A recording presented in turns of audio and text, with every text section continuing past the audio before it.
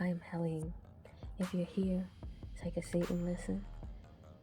If no one's here and I'm here, for the record to the future, I am reacting to the Real Housewives of Potomac. Let's get into it. So now they're discussing what was discussed on the previous episode about the way Candace responded to Mia and Mia becoming the victim all of a sudden. And then Karen says, do you talk to people like that on the street? The question is, do any of you all talk the way that you talk amongst each other to people like that on the street? You do not. You know what show you signed up for. But let's keep going with the gaslighting marathon. Karen got the nerve to tell Candace that she has to stop. It has to stop.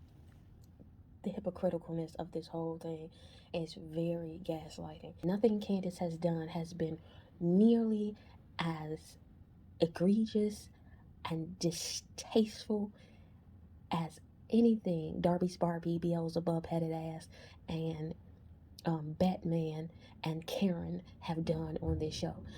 So Ashley basically confronts the fact that Candace said they all do what I do, and Candace brought up one of the times that Ashley basically came at Sharice about her breast, and Ashley, Darby, Barbie, Beelzebub headed ass says, well, karma's a bitch, my titties are sagging too. No, beloved, y'all are missing the forest for the trees, but we gonna play this game.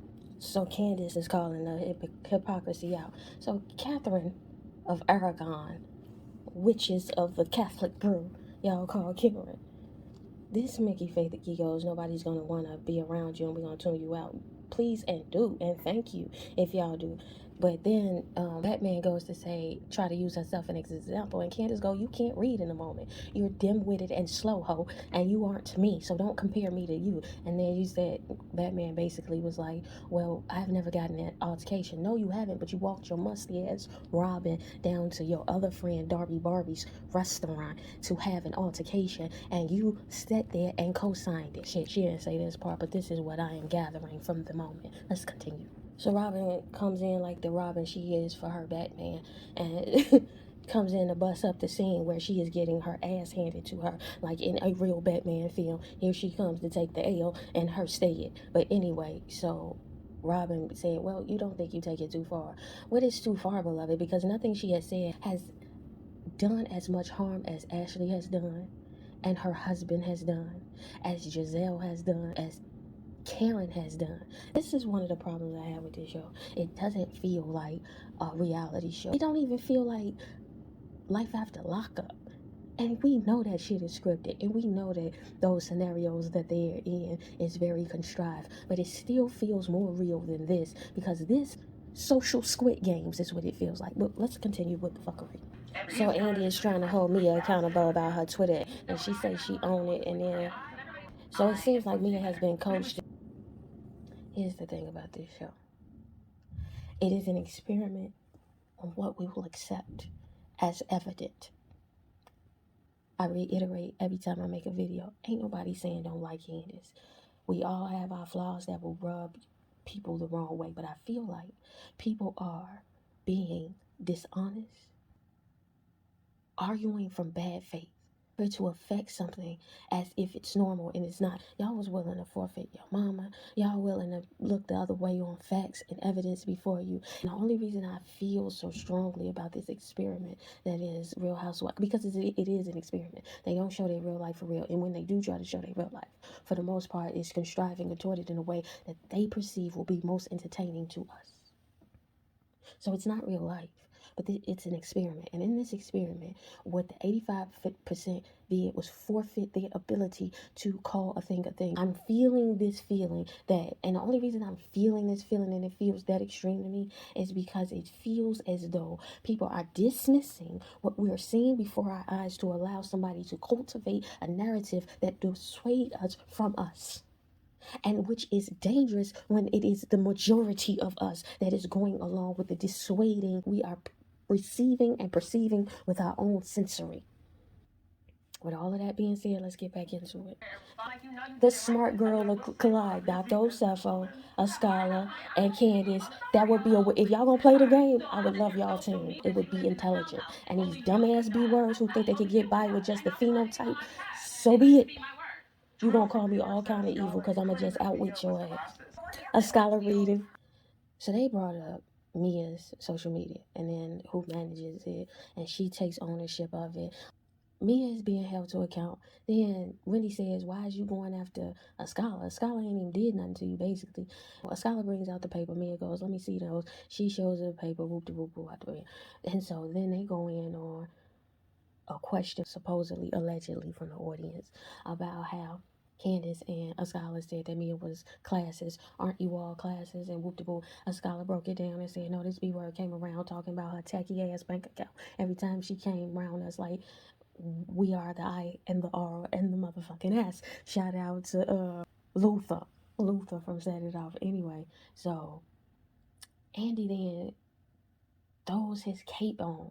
I don't understand why they going so hard to be explained. Nobody did that for Candace. It's very suspicious in that everybody is doing. First it was Batman. Now it's Andy. I don't get the whole charade. I can see the dance of it all. I can see the choreography of what's going on, and I can see why y'all it's not organic. Nothing here is a conversation rooted in anything in some semblance of a shared reality. Everybody is performing to affect some desired outcome, in which they think that it's supposed to take place when they do this dance. And I'm not swept up with the rest of the fans discussing this shit as if it's real.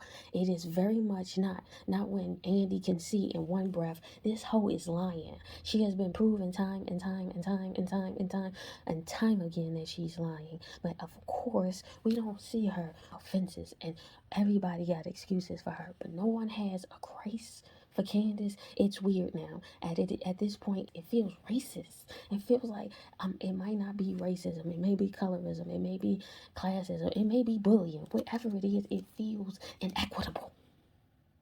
It feels insincere. It feels conspiratorial. It feels insane. It's gaslighting. You're not gonna make me sit up here. Well, I seen some of the tweets. Mia was a mess on there. She was misspelling words. Not even coming back with the asterisk and the spelling it right or none of that. If this was somebody you hired to do your media management, then girl, why don't you fire them and get somebody who could just at least spell your shit correct and make a lick of sense when you talking about tossing salads and rule after bam. So I was present for that part of the spectacle, right? So it doesn't add up then when you get down to this medium. You go from that medium to this medium to skew the whole media and the narrative of what it is when you just was reckless and you would do anything for clout. It's a weird dynamic that they playing with. And it's so weird that it's people who really look at this and be like, no, but Candace really, no, for real?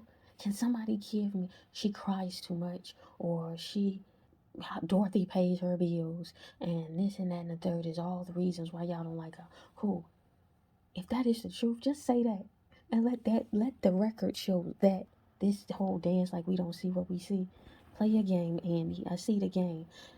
The gradation and Potomac is so different.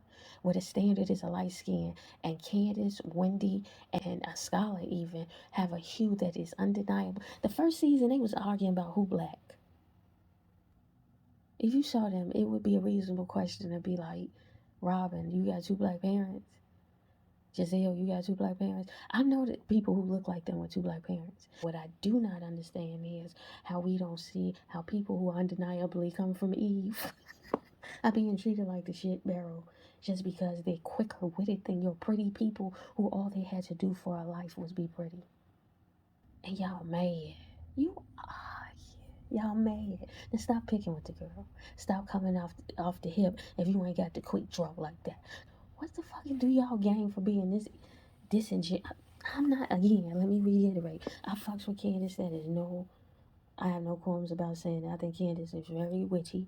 I feel like she is very focused. And I marvel at, not her per se, but the narrative of a black woman in this country who did not have to contend with the insecurity of finances at any time. So her imagining of herself is from a platform of being secure. She had it like when she told When she told Monique, I'm not from the hood, I grew up in country clubs. Like, yes, and thank you, thank you. I'm not claiming the hood just to make you comfortable with my existence and the narrative that you prescribe to said phenotype in existence. Fuck you. I did not make myself small because all you know is the hood. Bless your heart. The reason I would give Candace has been so polite. The reason she come up is really, to be honest, is lazy. If she was amongst her peers and they was ripping on each other, for real, I want to see Candace go toe to toe down there in Atlanta. Oh, girl, that'd be like seeing a battle rappers and shit. Girl, go down there to Atlanta, Candace. Please and thank you. Get the fuck up out of Potomac. To be quite honest, Potomac is lame as fuck. Mia is garbage. And this whole conversation about class and strip clubs and what is class and is stripping, can stripping be equated to some level of class? We're gonna have to hash that out in a very sociological, anthropological way. You know what I'm saying? Because I think we're being disingenuous with that argument, as if there's some classy stripper. For all the liberalness that is going on in this country, ain't nobody telling you, oh, their kids grow up and be the best stripper you can be. But they are sure enough telling their kids to grow up and be a doctor, a lawyer. I fail to see the stripper toys. But my point in saying all of that is saying this. Girl, let's stop playing. We keep playing. I know what the sophist is trying to frame the narrative as if stripping can be. No, stripping is I would give it honorable. Because, girl, ain't no telling if my body didn't look like something out of a airbrush magazine. I would have took myself some down where to get some money or a twerker too. Who knows? But God said no. But it speaks to class, essentially. I'm saying all that to say it ain't class. It ain't class. Stop playing. I'm not saying it's not even honorable to be down there. Do what you want. What little chat say? You got to use what you got, give what you need. If it's something not enough, you know you gotta use. Y'all gonna do any mental gymnastics to assuage the 85%? Why? All right, let's get back to it. A scholar should stay right there. She was there just as much as Mia. I'm with Candace, and she ain't said nothing but a word. She said, listen, if you leave me alone, we don't have to go there. Wendy said, your gut is everybody's hell. Yes, girl. That's like what Muhammad Ali in the ring, when he said, I was willing to die on my feet to get that belt. I didn't challenge you, but if you challenge me, don't come for me. I didn't send for you. The unfairness of this whole narrative, it's curious. It's peculiar. It lacks integrity because everybody is pretending as if we see not what we see, and that's how they get away with putting shit on video and telling us, no, your eyes are lying, or no, don't worry about what your eyes see, don't worry about the evidence before you. Forget all of that. I want to change your perception of the narrative because I want it to be conducive to what the controls of whatever outcome that I want it to be, but I need your support to go along with my lie and my fantasy. Here's the thing, beloved, I'm not lying. The Emperor has on no clothes. They're about to get in Karen into Batman's fabled adversarial interactions or whatever. And I'm going to say this from the outskirts. Them B-words mutually don't have interesting storylines. Y'all are boring bitches who aren't intelligent, don't offer anything by way of, you're not humorous. Neither one of you all are funny. It seems like y'all are the aunties who got the lingo down a generation late, and then y'all saying, and everybody called it back by y'all saying lame ass shit. It's like, no, they get away with. I bring up battle rap a lot concerning these housewives because battle rap has this dynamic where people say the foulest shit to each other, but they get to live another day, and at the end of it, they really dap up each other. These hoes, Karen and Giselle, do that shit with each other. They like do the battle rapping shit, saying some of the lamest shit to each other, but it's hurtful to each other apparently because they need apologies every fucking term. And then they go to their mutual corners to be basic at best. Karen Huger, only thing I could give Karen Huger over Batman is the fact that she made some business choices. What I see, she's selling the candles, the fragrances, and all of this shit and the hair and all of that. And apparently y'all buying it. Giselle is a half-wit. That's why Robin comes to her rescue. But I know she depressed as far as what she showed us. Because she really ain't got no... Who is a Robin without a Batman? I want to see her ass flail or fly without Batman. Batman gonna always have her flunky to come up under her wing and do her bidding. So it alleviates the work of it all for her to have to stand in scenes by herself and hold account in the moment to what the fuck she has said and done in the moment. She always in a perpetual deer in headlights look. Like her grid eyes is gonna all catch us off guard like some witches brew or some shit, and we gonna all be like, no girl, we see you, girl. We still see you. You in this deer in headlights, bitch. We still see you. You didn't disappear. We see you, girl. She is a disservice to womanhood. She has got along purely off of her looks. And if y'all leave her on the show, she ain't never gonna give us more than being a fucking crutch. Being somebody who set somebody else's wheel in motion and her overproducing scenes without giving any of herself. And when required to respond to something in a moment, she's standing there stuck like we don't see.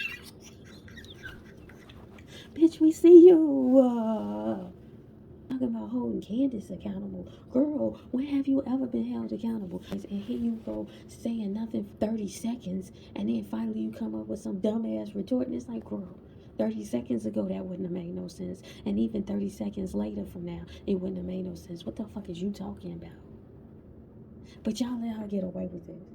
Get her the fuck up off the show, because all she does is reinforce basic at best. So they gonna ask Karen and Batman these questions. They finna lie. Already I hear the lie coming. Mr. Cohen asks Karen, what you mean by fiery box? Nobody's saying that's too far either. And she goes, she got it from the blogs. So they confirm that the blogs did have this shit. Batman had an STD. And Wendy had a retort, and Candace laughed so hard that Batman looked over her side like she was supposed to stop laughing. But Candace kept laughing, and then they went over to some new question. Basically, he's saying that everybody was in the blog. So now it was down to the question about, do she dislike Hampton? It was a retort to her. I think if Batman went to Harvard, she would have said the same thing. So now Karen is saying some off the wild shit, and Candace is basically like, oh, so it's okay now, huh? So they went into the spiel about Wendy and Batman. Batman said that her daughter Grace said that Wendy looked at her crazy, and Wendy just apologized, but know that you stayed in that lie and you spread rumors about me. And he was like, I didn't spread rumors. I said this. I said I didn't believe it. No, but you spread it. I don't believe it, but you need to know this is going on. Girl, it's known. If it's on the blogs, if somebody want to see it, they'll see it. And if they don't, they don't. And if they don't, why must they know if they're not with that marriage? You went to so many other people, and you could have just went dead and sent it to the motherfucker who it was about, like Candace did last season. Then we fast forward to the point where they're talking to Karen. I said this over repeatedly in old videos, but somebody allegedly sent in a question saying, how are we supposed to believe anything you say when you admittedly said you just said sing because it sound good? You be lying, and we know that. And then Karen was like, I just wanted to break up the moment because it was getting too dark. Robbie was like, but girl, you the one who took it there though. You the one who said she was a drug addict and was in a mental institution. Basically, they're saying that Candace is wrong, gaslighting the shit out of her. They proving her point all the while saying it doesn't prove her point. No. The evidence isn't what you're saying. No. You're dumb, girl. Let me tell you what you're saying. No, I was there, girl. I sat there. I saw it. I heard it. You took it there. And you just sat here and said you own everything you said in that moment. And it took you to the reunion to own that you said what you said in that moment. But I, who has owned what I've said in the moment to the point where didn't Mia and Candace make a man down to that boat, that boring ass episode of the season? Quit fucking playing with me. We see what we see, but y'all chose teams. Y'all want this alliance to win over here. Y'all like the light bright dimwits who ain't got a lick of sense, but y'all would prefer to take that basic at best. Is no conversation that they've ever had that you listen to like, damn, that was a deep conversation. We all sitting back like, how the fuck did Batman and Robin get a fucking podcast. Everybody like, what? When did that happen? Like, who the fuck cares what they think? What they gotta say? We don't care what they gotta say on the show that they got to say it on. Because they don't say shit on that show. For the record, for future, this show was playing on our intelligence. These light bright dimwits up here trying to sell me that her telling another woman that she had a hot box and sing and all this bullshit. And then couple that with telling her she was a drunk, a drug addict, and went down to the mental institution and then was finna lie it through until the tape showed otherwise. We gonna take her words for something other than lies? Bless y'all heart, G. Lauryn Hill said, and my favorite album of hers, MTV Unplugged, people want to lie, but we need the truth. We buying into the lie willingly, fucking willingly. We see the evidence before our eyes. The light bright dimwits present this choreography of slow-witted digs and drags to the deepest depths that they could muster. It's supposed to be disrespectful all the same, but somehow we're not seeing what we're seeing in an effort to appease the narrative.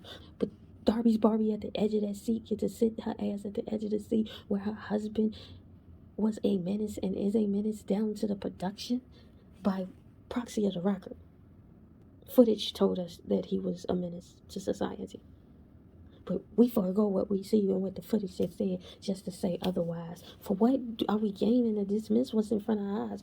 Is it a payment plan out here that I'm not? Because if y'all tell me where to go, let me see what I'll be bought for. Then tell me what I'm not seeing. As a primitive creature who has the primitive ability to use my eyes and contextualize what my eyes are seeing with my own interpretation, barring your explanation, I can see what it is. And y'all telling me no, that y'all trying to convince me against me. This show and all the people who go up for the Karens and the Batmans and the Robins and the Barbie, Beelzebub headed ass, all of y'all who go up for them, y'all are lame as fuck. And when I saw a Scholar, Wendy, and Candace on the stage all at the same time, girl, I would love to see that for a fucking season because it was, girl, I'm just hitting you with facts. It was intelligent. It was matter of fact in my intelligence. These hoes cannot compare to Dr. Ostafo, Candace, and a Scholar. It don't equate. Hazel should have been down like 4 flat tires with them, and they should have been down for her. The problem is Hazel made them look basic, just like Sharice made them look basic, to be honest. But because they had real wealth compared to Karen, who was lying about her husband being the Black Bill Gates, and now she got to rewrite the narrative on what that's really supposed to be about, because you wasn't the Black Bill Gates, and Sharice really did have money, and Katie really did have money. Y'all ran the people who really did have ragged, and what y'all really tried to do, I'm starting to see it. What nigga with wealth would look at me and go, utilize the fact that he billed on extra to the strip club? Your ass thought that was something to be noted. You are telling me your class. You don't know money.